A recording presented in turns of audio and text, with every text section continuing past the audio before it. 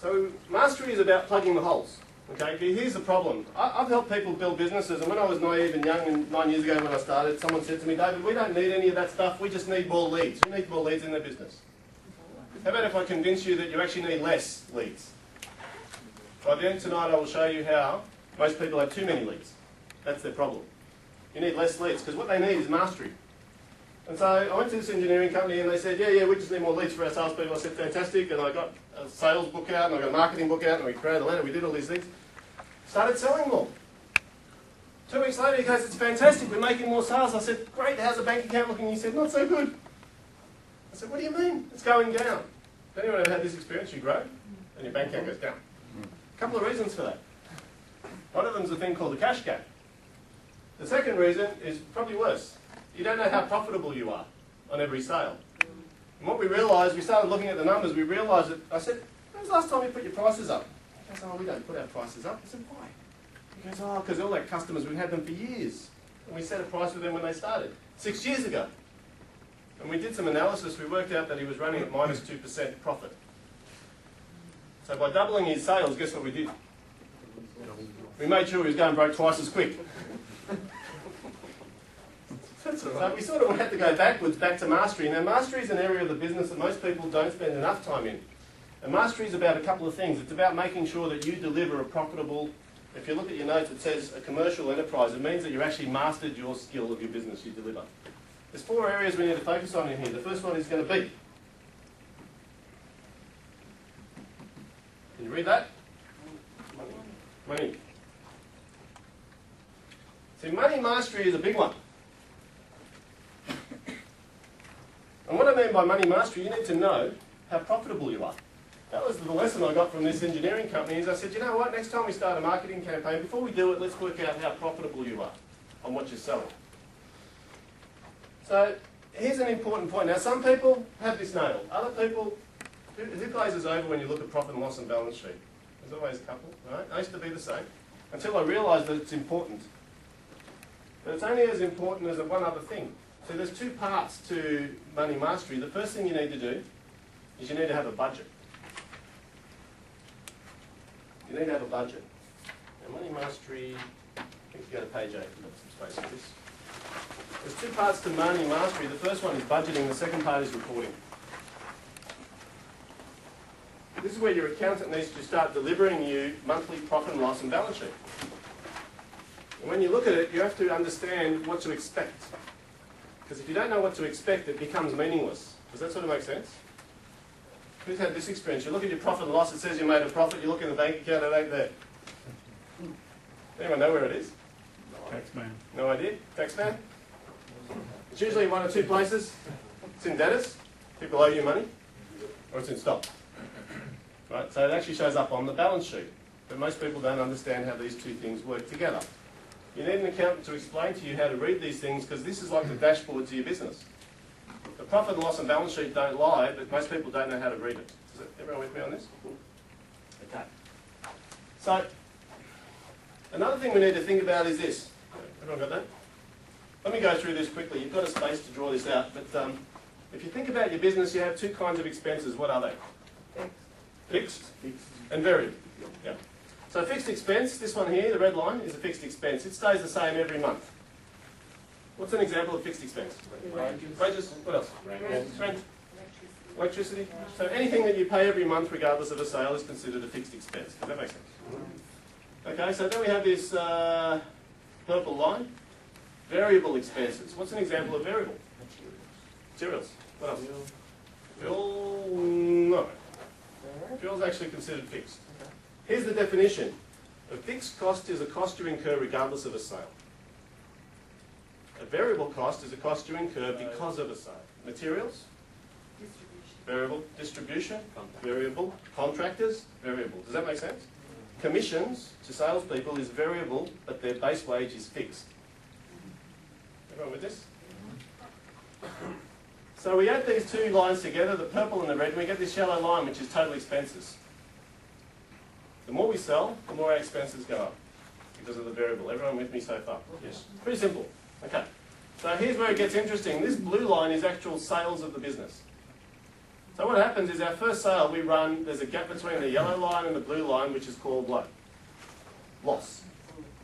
Make a loss, okay? Because we haven't made enough to cover our expenses. Everyone with me on this? When these two lines cross over, there's an interesting thing that happens. Anyone know what the term is for that? Break-even. It's called break-even. Oops, slightly missed, but it's going to be there. So the break-even point is the crossover point. Everyone with me on that? Now, how many people know their actual break-even point in their business right now? Can I show hands? Okay, there's a few. How many people know it daily?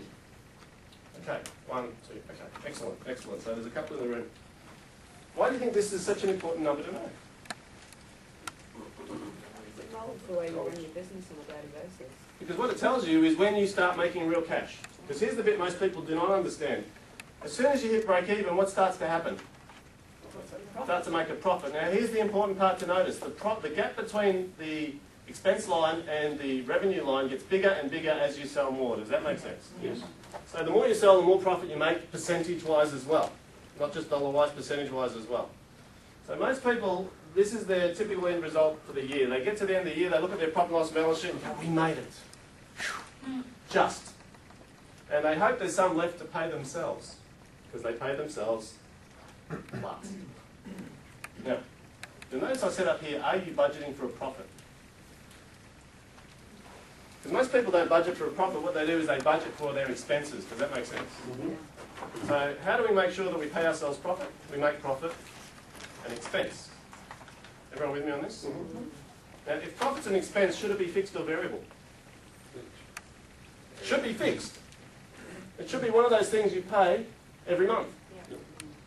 It should be the first thing you pay every month. You should pay yourself first, then you pay everyone else. How much do you pay yourself? A fixed amount, because that way it doesn't depend on what's left.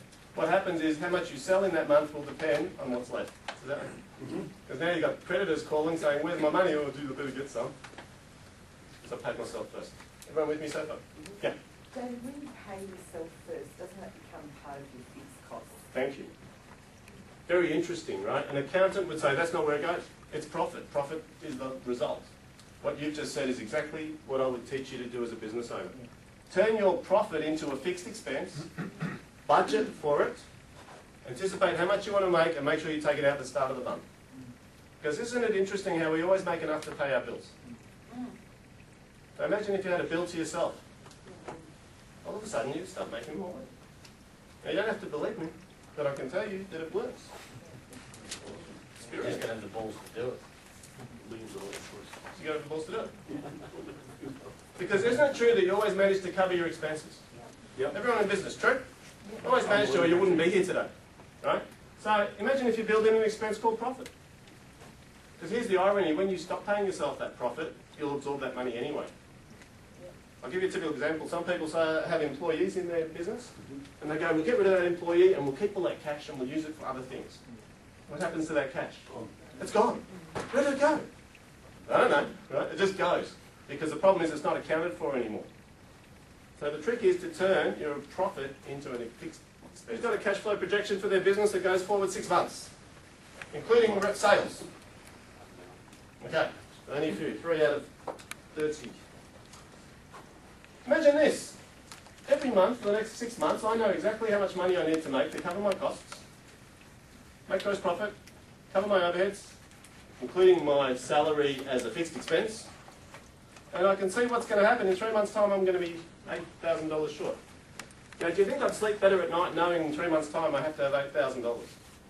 It's a bit better than finding out next week when the BAS bill comes, you go, I don't have enough to pay my BAS. Because we haven't projected for it. So part of financial mastery is understanding what the cash flow is going to do so you can actually act in advance on it. Is everyone with me on this? Simple stuff, but most people don't do this. Why don't they do it? Don't understand it, haven't got time to do it, all sorts of below-the-line things. The truth is, as a business owner, this is your dashboard. This is telling you what's going on in your business. You don't have it, you don't know what's going on, called the cash gap. Now, how many people have got product in their business? Can I show hands? 1, 2. Services? Okay, majority service. So with a service-based business, this is the problem. Stock arrives in a stock-based business, but in your business, you've got employees that come to work. They come to work, they start billing you from the minute they walk in the door, yeah? That's fantastic. So you start accumulating a debt. One of the biggest killers of small business is cash flow.